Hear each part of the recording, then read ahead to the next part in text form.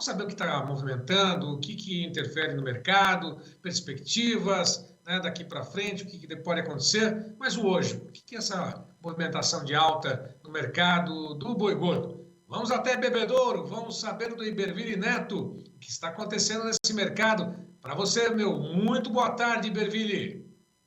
Boa tarde, Braga. Boa tarde a todos. Bom, Iberville, aquela perguntinha básica. Tempo e temperatura, o homem do tempo, direto de Bebedouro. Braga, hoje eu tô preparado aqui, ó. 31 graus, umidade relativa do ar 66%. Joguei Então, no Google aqui antes de entrar que eu sabia que a pergunta vinha. umidade bem acentuada, né? Bem confortável, diria, né? Não é nem um clima de deserto, apesar da temperatura. Bom, 28 graus aqui também, a umidade eu não tenho aqui em mãos, mas tá a qualquer momento batendo uma água aqui, porque está bem abafado aqui na zona sul da capital paulista. Esse mercado do boi gordo está aquecido por quê? Braga, seguimos sem excesso de oferta, né? Um cenário aí dos frigoríficos com escalas em torno de 5 dias, numa média, e precisando brigar um pouco mais pela compra desse gado. Então, isso tem feito com que o mercado evolua um pouco, ele não está subindo a passos largos, mas ele tem se movimentado positivamente, pelo menos quando a gente foca um pouco mais aqui na região de São Paulo, ele tem subido. Os relatos de oferta um pouco mais confortável em outros estados da região central e norte, parece que em algumas regiões a situação já deu uma mudada, já está um pouquinho mais enxuto em algumas situações, mas isso, vamos dizer, talvez tenha sido influenciado por esse cenário de firmeza aqui mais para o centro-sul e o pecuarista segurando um pouco mais esse gado, né? A gente tem que lembrar do contexto de expectativa de mais oferta de fêmeas para o ano.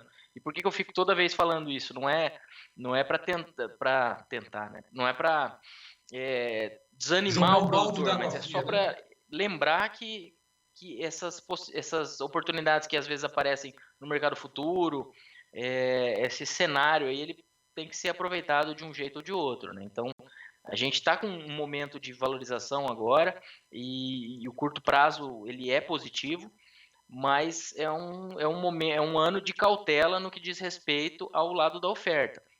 Temos boas expectativas para a demanda, pensando em mercado internacional, mas é algo a ser acompanhado. Então, se essa demanda internacional, que deve ser positiva esse ano, se ela vai ser suficiente para absorver essa oferta, provavelmente um pouco maior.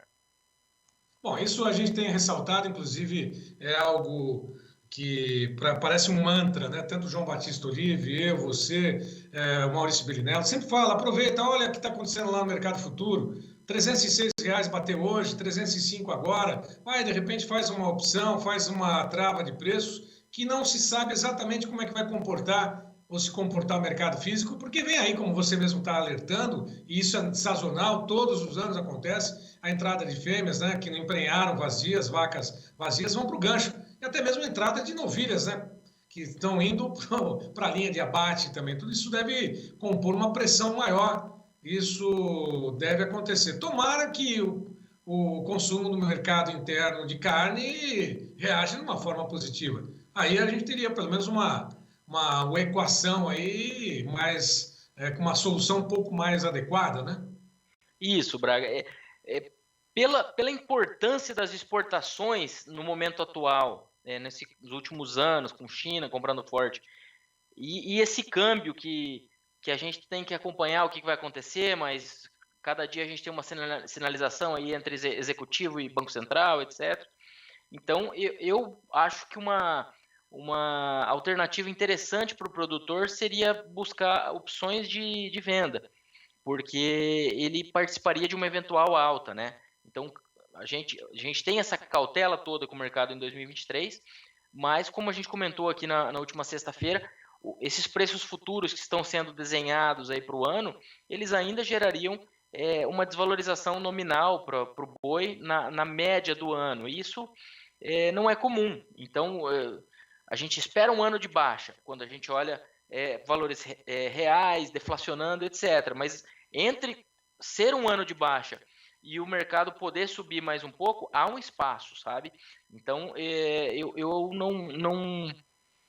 eu teria um certo receio de travar o preço fixo, embora travar lucro nunca quebre ninguém. A gente tem que lembrar disso também. Mas eu acho que travar um preço mínimo seria uma estratégia mais indicada, claro que dependendo do custo dessa opção, mas no momento eu acho que travar um preço mínimo, pelo menos para os contratos mais adiante, seria uma estratégia mais interessante. Talvez se tem uma boiada para sair em março, com esse contrato de março um pouco mais animado, talvez seja uma possibilidade também, já garantir esse preço, como cuidado frente a uma oferta maior de fêmeas, também é uma possibilidade. Só que, por outro lado, esse preço de março já foi alcançado pelo físico, se a gente considerar o CPEA, né? Esse 305 aí já está praticamente lá, pouca diferença, né? Então, vamos dizer, na nossa visão, travar preços mínimos seria a recomendação mais genérica para esse ano, sem uma receita de bolo, né? Mas o que a gente tem hoje de mercado, eu não apostaria que o mercado não tem espaço para subir mais um pouco. Resumidamente, é isso. Bom, de qualquer forma, o que a gente vê uma oportunidade, é lógico, para aquele que vai pensar em fazer uma engorda, uma reposição, está barata hoje em dia. Seria uma boa escolha ou diante dessas indefinições do mercado, diante das indefinições da economia, o bezerro está lá paradinho, desvalorizado? Não, modo de dizer, desvalorizado sim, em preço, né? A gente tem que falar isso. Realmente ele recuou e bastante, né? Ficou mais barata a reposição bezerro. É uma oportunidade na tua avaliação, não? Braga, se existir a possibilidade de manutenção de um estoque de arrobas na fazenda, tem arroba comprada atualmente, provavelmente vai ter uma valorização interessante nos próximos anos, dependendo do ciclo do produtor também, né? Se ele é um produtor mais intensivo, vamos dizer, se essa arroba comprada esse ano para ser vendida em 2024, talvez não seja nós não tenhamos aquela valorização que historicamente chega a 30% ao ano. Se a gente pegar nos momentos de alta forte da arroba desses últimos anos, quem comprou reposição e vendeu 24 meses depois teve alta de 30% ao ano desse estoque de arrobas. Então, talvez, se esse ciclo for mais curto, não seja observada essa valorização toda, porque nós esperamos, e aí sem bola de cristal, mas pelo histórico, pela cara do mercado, pela participação de fêmeas nos abates, eu diria que o mercado deve trabalhar com mais força em 2024, mas provavelmente em 2025. 2024 eu ainda teria uma certa cautela em apostar nessa valorização, né? Mas o mercado, eu acredito que 22 e 23 sejam os anos de maior pressão dessa fase do ciclo. Eu acredito que para o ano que vem a gente já possa ter um cenário um pouco menos ofertado. Bom, e por fim, como sempre, né, Berville, essa relação de troca também com o milho. Importante, né, alimento aí, né, compõe os custos de produção, da alimentação dos animais. Está um pouquinho mais favorável, os preços ainda continuam na relação de troca mais favoráveis ao milho, por dizer assim. O milho chegou aos R$100 no começo do ano passado, com aquela questão da guerra, né? Agora a gente está falando de um milho aí em torno de R$85, R$86. Então,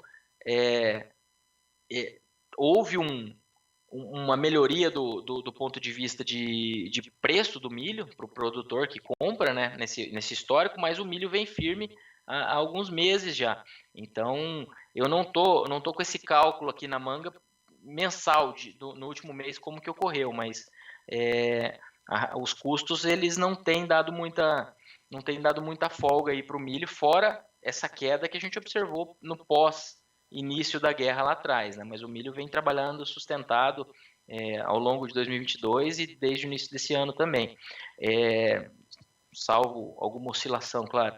Mas e o cenário esperado para a safra brasileira não é de um estoque final confortável que deva gerar aí uma queda a ponto de mudar o que a gente tem observado em precificação de milho. Eu diria que o milho ele tem algumas variáveis que podem ajudar a dar um fôlego para ele. A gente tem um cenário de Estados Unidos e China com esses ruídos todos, né, esses OVNIs que estão aparecendo. Então, como que isso vai influenciar o comércio entre eles, como que isso vai impactar câmbio, e vamos dizer que um aumento da tensão em nível internacional, valorizando o dólar frente ao real, frente a outras moedas, né, o DXY. O real não compõe o DXY, né, que é aquela cesta de moedas, mas isso ajudaria também no sentido de valorização do dólar frente ao real. Isso daria mais força para o milho subir, se somando a exportações e se somando até a uma possível redução de comércio entre Estados Unidos e China. Então, as exportações do Brasil de milho foram recordes agora em janeiro,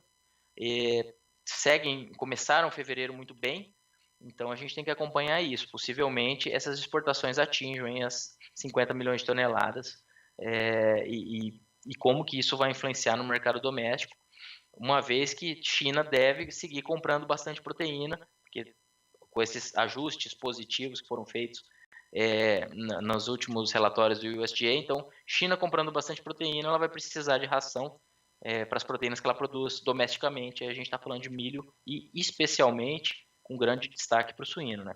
China produz muito milho, mas ela também é um importante comprador. Tá certo. Iberville Neto, muito obrigado pela participação. Lembrando mais uma vez, você que nos acompanha, Iberville sempre viaja esse país afora, já tem uma agenda lotada aí para os próximos dias, mas se você precisar de uma consultoria, falar com o Iberville, levá-lo para uma palestra aí no Sindicato Rural na sua região, entre em contato com o Iberville Neto, que ele está lá à disposição. É isso, né, Iberville? Isso, estamos à disposição, Braga. Às vezes a empresa quer fazer algum evento e chamar os produtores, pecuaristas, produtores de grãos, a gente pode ir lá passar a nossa visão do mercado e tentar ajudar a clarear um pouco, né? Às vezes a coisa está muito turva, mas alguma informação a gente tenta agregar. Tá certo. Obrigado mais uma vez, um abraço para você, até amanhã. Obrigado, um abraço a todos, até amanhã.